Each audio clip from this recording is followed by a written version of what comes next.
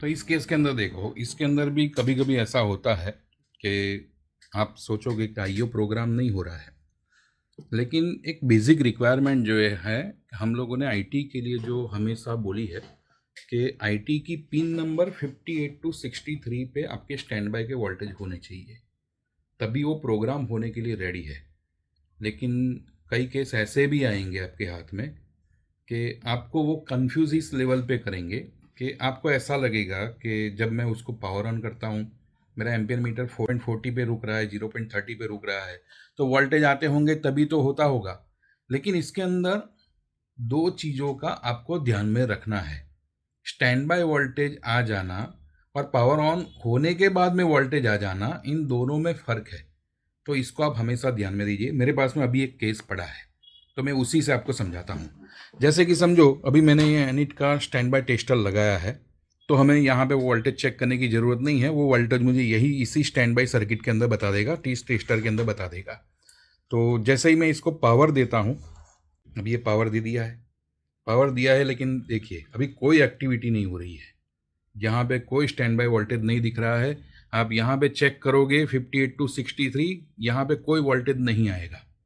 लेकिन अगर समझो मैं यहाँ पे पावर ऑन करता हूँ, लैपटॉप तो ऑन होता है, देखिए स्टैंड बाय के वोल्टेज जो थे, जो पहले आने चाहिए थे, वो अभी यहाँ पे आ रहे हैं।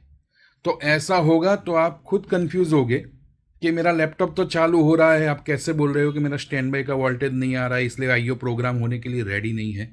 तो ऐसी कंडीशन भी होती है। तो इसीलिए आपको क्या चेक करना है, पावर ऑन करके नहीं, आपको विदाउट पावर ऑन, यानी कि उसको लैपटॉप को ऑफ ही रखना है। तो जब कभी भी मैं आपको बोलता हूँ ना कि उसके स्टैंड बाय वोल्टेज चेक कर लो, तो आप ऐसे मत सोचो कि मेरा लैपटॉप पावर ऑन होता था यानी कि वो आता ही होगा। ये थंब रूल नहीं है। ऐसा भी हो सकता है मदरबोर्ड में और कुछ प्रॉब्लम है, यहाँ पे इसके स्टैंड बाय वोल्टेज नहीं जनरेट हो रहे हैं, लेकिन पावर ऑन होने के बाद में हो रहा है। तो इसको भी हमें सर्च करना है, इसको भी ढूंढना है। तो इस तरह से हमें समझना है कि आईओ प्रोग्राम ना होने के लिए आईटी के अंदर जो प्रॉब्लम आती है, मैं अभी आईटी की बात कर रहा हूँ, ईएनई नूओटोन की बात नहीं कर रहा हूँ। यानी कि इस केस को उन केसों के साथ में मिक्स एंड मैच मत कर देना, वो चीज़ें आपको ध्यान में रखनी है। कि इस केस के अंदर कैसे है, इसके अंदर भी आईटी की आईओ लगी हुई है और इसके अभी हम लोग स्टैंड बाय के वोल्टेज चेक करते हैं। मैं अभी इसको पावर दे देता हूँ कि मैंने जैसे ही पावर दिया, यहाँ पे स्टैंड बाय के वोल्टेज मुझे बता दीजिए। तो इसका मतलब ये हुआ इस आईओ की पिन नंबर 58 टू 63, इन सभी पिनों के ऊपर वोल्टेज है और ये स्टैंड बाय मोड है। तो अभी मैं इसको बस अपने आईओ प्रोग्रामर के साथ में कनेक्ट करूँगा और इसको रीड और राइट करूँगा।